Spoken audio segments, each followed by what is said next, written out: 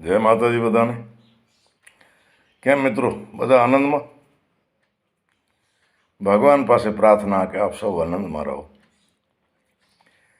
મિત્રો, આપની સાથે વાતો કરવાનો ઘણો બધો મન થાય. તો સોશિયલ મીડિયાના આ જમાનામાં એકાદી મને આવડતી કોઈ સારી વાત આપને સમક્ષ મૂકું તો આપ સાંભળો. મિત્રો, બહુ જૂની વાત છે, જૂના જમાનાની.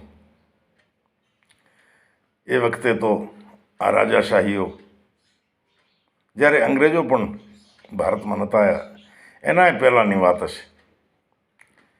વડવાઓ પાસેથી મેં સાંભળી, એમણે એમના વડવાઓ પાસેથી સાંભળી હશે. મિત્રો, દુષ્કાળ અને સારા વર્ષ, સુકાળ અને દુષ્કાળ એ તો આવતા હોય. જૂના વખતમાં તો વધારે આવતા. આવો જ એક ભયંકર દુષ્કાળ પડ્યો. એક જેમ તેમ કાઢ્યો, એમાં બીજો ત્રાટક્યો. એક ગામડામાં સૂકી ખેતી, બે વર્ષથી વરસાદ ન થયો, માલ ઢોર મરી પરવાર્યા, માણસો દુઃખી થઈ ગયા. જ્યાં જ્યાં ક્યાંય મજૂરી મળે ત્યાં માણસો નીકળી ગયા પેટ માટે. મિત્રો, એક રાજપૂતનો ઘર, બે નાના છોકરા અને એમના ઘરેથી રાજપૂતાણી. પણ રાજપૂતાણી તો મહાન પતિવ્રતા અને પતિને જ પરમેશ્વર માનનારા. ઘરમાં થોડો ઘણો અનાજ એને કરકસરથી વાપરે,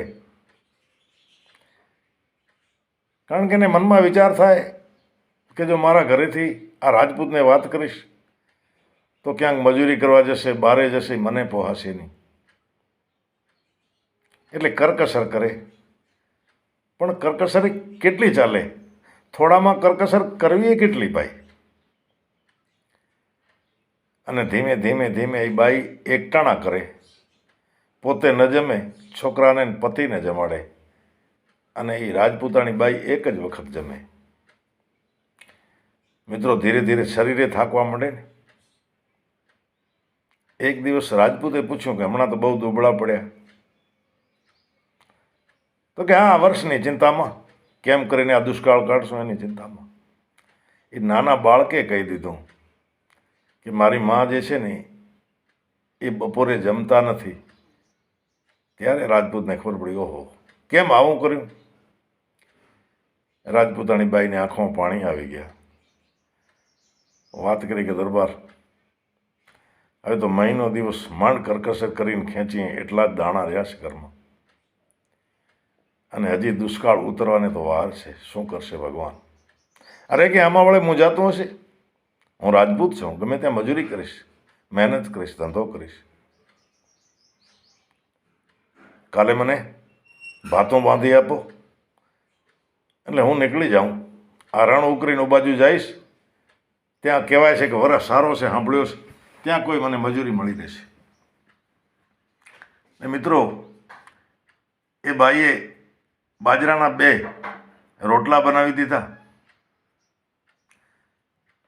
અને પાણીની સંધારી ભરી.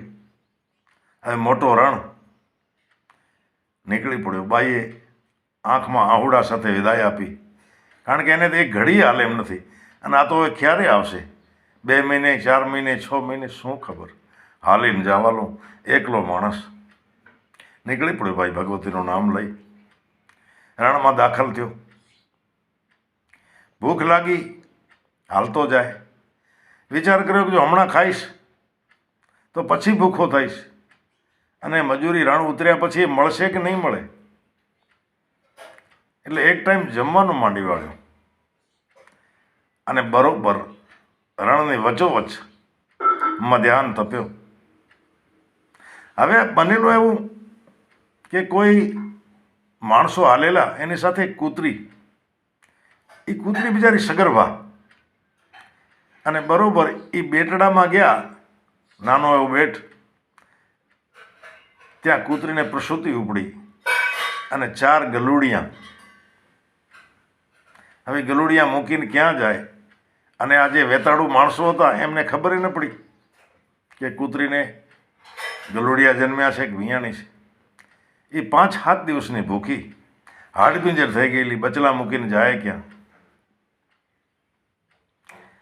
અને મિત્રો, આપણે એવું સાંભળ્યું છે કે કૂતરો જે છે એની ઘ્રાણેન્દ્રિય સૂંઘવાની શક્તિ જે છે ને બહુ જબરદસ્ત હોય. કુદરતે એને એ મોટી એક ભેટ આપેલી છે.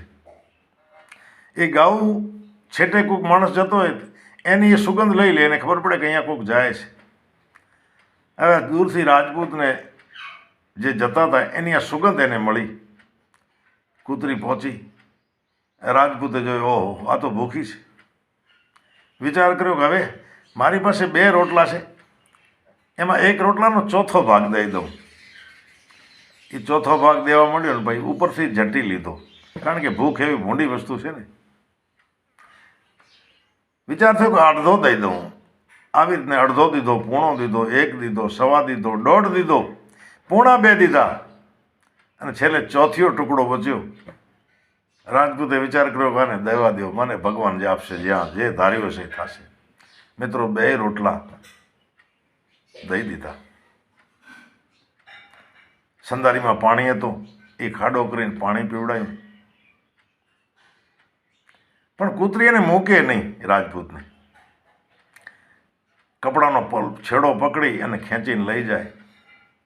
રાજપૂત સમજદાર માણસ, કૂતરી પાછળ પાછળ જાય. નાના બચલા પડ્યા 3-4, એ જોળીમાં નાખ્યા.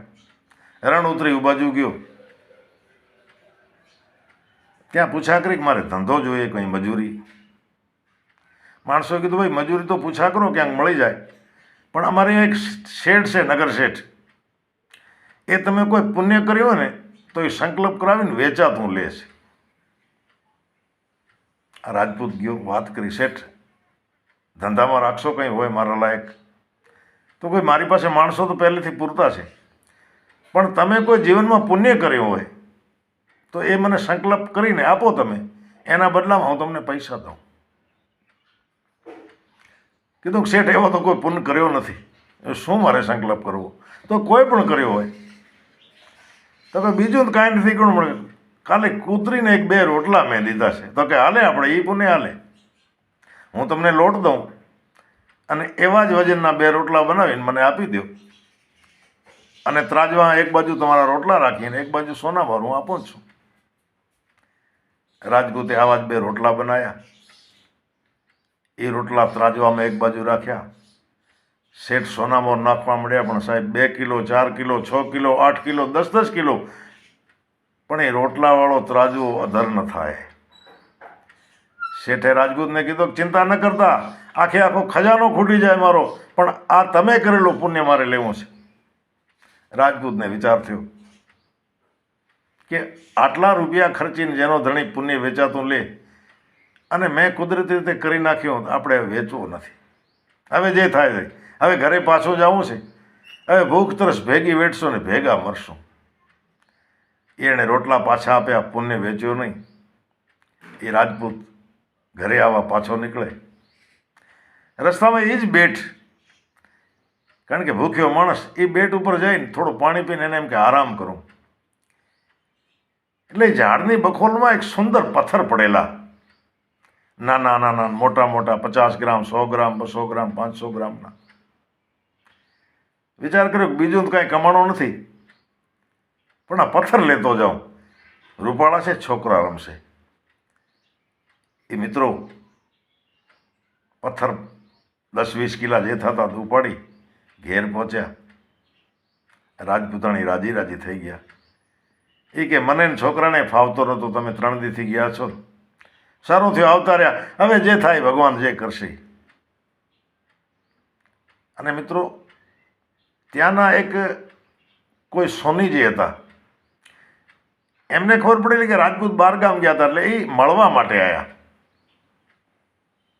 એમ કે કેટલે સુધી ગયા હતા, શું કરી આવ્યા, ત્યાં રોજગાર મળે છે કે નહીં. અને એની નજર આ પથ્થર ઉપર પડીને વાત કરી કે દરબાર, આ પથ્થર નથી, હીરા છે, સાચા હીરા છે. એ મિત્રો કરોડો રૂપિયાના, એ વખતે લાખો રૂપિયાના હીરા આ રાજપૂતને મળ્યા. કેના પુણ્યથી? આ ખાલી 2 રોટલાના પુણ્યથી. એટલે કીધું મિત્રો, દયા ધર્મ કો મૂળ હે, પાપ મૂળ અભિમાન, તુલસી દયા મત છાંડિए, जब लग घट में प्राण, तुलसी हाय गरीब की कभू न खाली जाए, मुए ढोर के चाम से तो लोहा भस्म हो जाए। તો આપ તો દયાળુ જ છો, દયા છોડવી નહીં મિત્રો, ભગવાન એનો બદલો આપી જ દે જેમાં રાજપૂતને આપ્યો. તો આ જૂની સાંભળેલી વાત કેવી લાગી કોમેન્ટ કરજો. જય માતાજી.